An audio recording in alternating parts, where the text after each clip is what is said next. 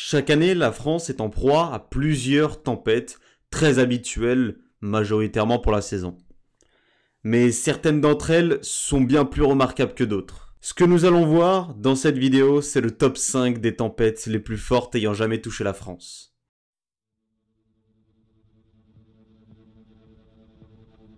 Avant le 24 janvier 2009, un conflit de masse d'air énorme se produit au milieu de l'Atlantique, entre les masses d'air polaires du nord de l'Atlantique et les masses d'air subtropicales plus au sud. Ces conflits de masse d'air ont en général comme conséquence l'accélération du courant de jet, qui, entre le 22 et le 23 janvier 2009, soufflera à plus de 350 km/h.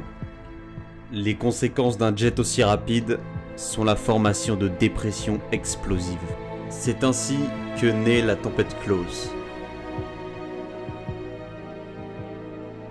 L'entrée de la tempête Klaus sur le pays est fracassante. On relèvera 172 km/h sur le littoral girondin et jusqu'à 161 km/h à l'aéroport de Bordeaux. Record absolu battu. On relèvera 136 km/h à Biarritz ou encore 141 km/h à Mont-de-Marsan. On atteindra même les 165 km/h à Biscarrosse.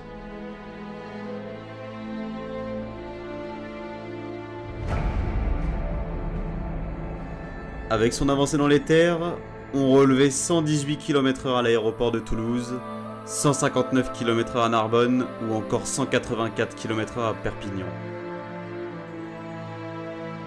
Et ce ne sont que quelques-unes des fortes rafales enregistrées dans le sud-ouest du pays. Et ce sont plus de 500 000 foyers qui seront privés d'électricité.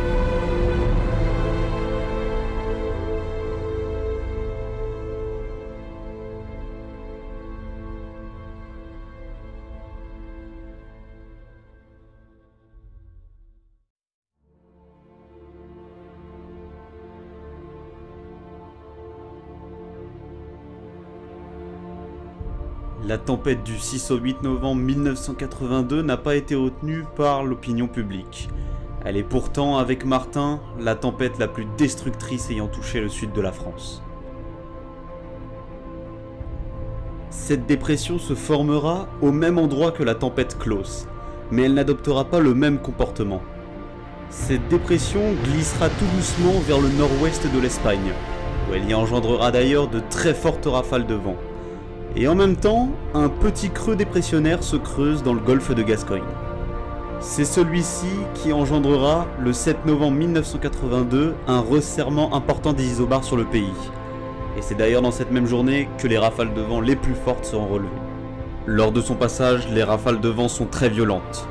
On mesurera plus de 130 km/h sur de très nombreux secteurs du sud du pays, comme à Sète, où l'on mesurera 166 km/h, 162 km/h dans les Bouches-du-Rhône, 155 km/h à Millau, 151 km/h en Saône-et-Loire ou encore 144 km/h dans les Pyrénées-Orientales.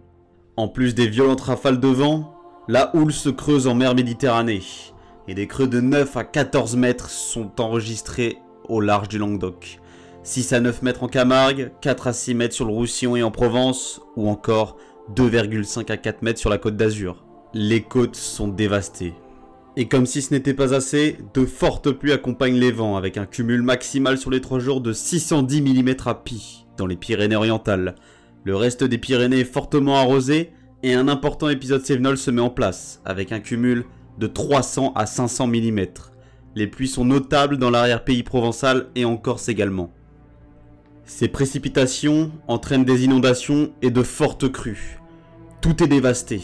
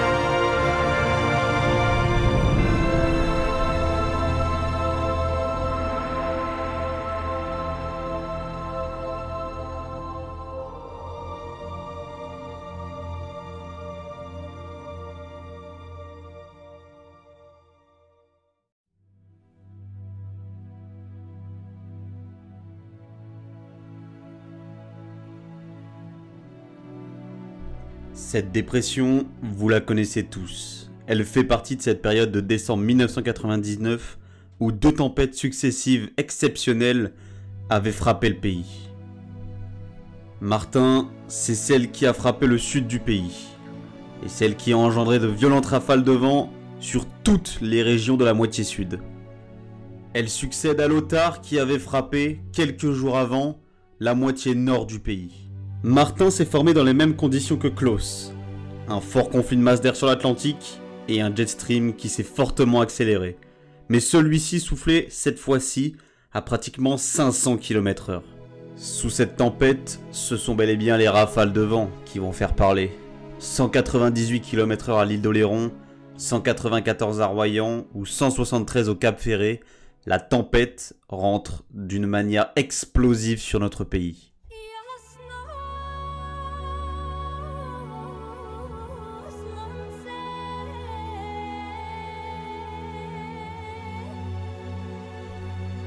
Et dans les terres, les rafales seront tout aussi fortes, avec 160 km/h à Millau, 159 km/h à Clermont-Ferrand, ou encore 169 km/h à Colombien-le-Jeune. Des rafales tempétueuses sur toute la moitié sud du pays.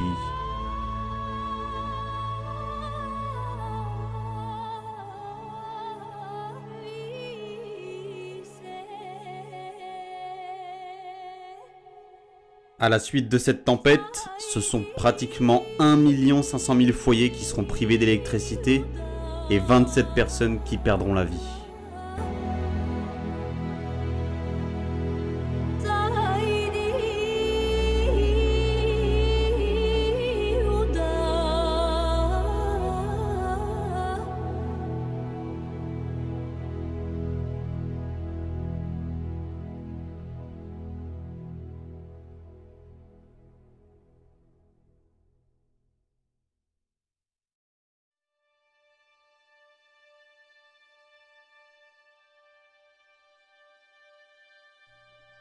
Entre le 15 et le 16 octobre 1987, une dépression explosive traverse le nord-ouest du pays.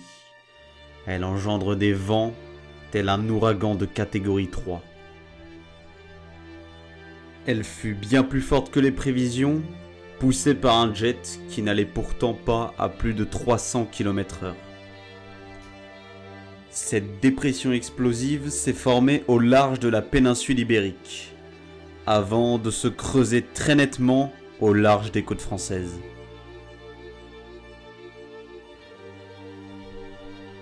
Elle atteindra d'ailleurs son paroxysme en arrivant vers la Bretagne, avec une pression minimale en son centre de 948 hectopascales.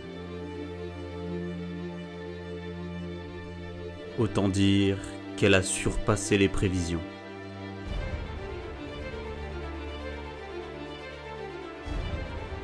Au passage de cette dépression, les rafales sont d'une puissance inégalée. On relève 216 km/h à la pointe du Raz, 200 km/h à Ouessant, 198 km/h à la pointe du Penmark ou encore 187 km/h à Quimper. Un petit peu plus au nord, on relève 216 km/h à Granville ou encore 180 km/h au Havre.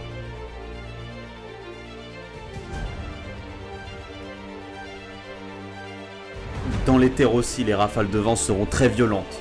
162 km/h à Rostrenen ou encore 137 km/h à Rennes. En France, le bilan est lourd. 1 250 000 abonnés seront privés d'électricité et 15 personnes perdront la vie.